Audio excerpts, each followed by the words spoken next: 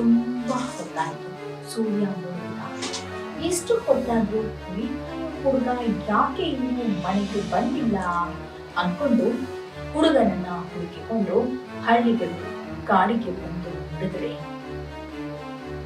ಹುಡುಗ ಮರದ ಮೇಲೆ ಕುಳಿತು ಅಳ್ತಾ ಇದ್ದ.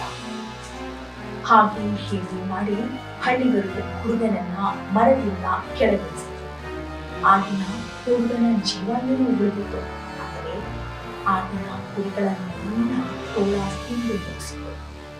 ಕುರಿ ಕಾಯುವ ಹುಡುಗನಿಗೆ ತನ್ನ ತಪ್ಪಿನ ಅರಿವಾಯಿತು. ಆತ ಗ್ರಾಮಸ್ಥರಲ್ಲಿ ಕ್ಷಮೆ ಕೇಳಿದ. ಅಣ್ಣಂದ್ರ, ನನ್ನನ್ನ ಕ್ಷಮಿಸ್ಬಿಡಿ, ನಾನು ಸುಳ್ಳು ಹೇಳಿ ನಿಮ್ಗೆಲ್ಲ ತಮಾಷೆ ಮಾಡಿದೆ. ನಾನು ಹಾಗೆ ಮಾಡದೇ ಹೋಗಿದ್ರೆ ಈ ಕಷ್ಟದ ಕಾಲದಲ್ಲಿ ನನ್ನ ರಕ್ಷಣೆ. ನಾನು ಹಾಗೆ ಮಾಡದೇ ಹೋಗಿದ್ರೆ ಈ ಕಷ್ಟದ ಕಾಲದಲ್ಲಿ ನನ್ನ ರಕ್ಷಣೆಗೆ ನೀವೆಲ್ಲ ಖಂಡಿತ ಬರ್ತಾ ಇದ್ರಿ. ನಾನು ಹಾಗೆ ಮಾಡಬಾರ್ದಿತ್ತು ಅಂತ ಹೇಳಿ ಕ್ಷಮೆ ಕೇಳಿದ. ಹುಡುಗನಿಗೆ ತಪ್ಪಿನ ಅರಿವಾಗಿತ್ತು. ಹಳ್ಳಿಗಳು ಹುಡುಗನನ್ನ ಕರ್ಕೊಂಡು ಮನೆಗೆ ಹೋದರು.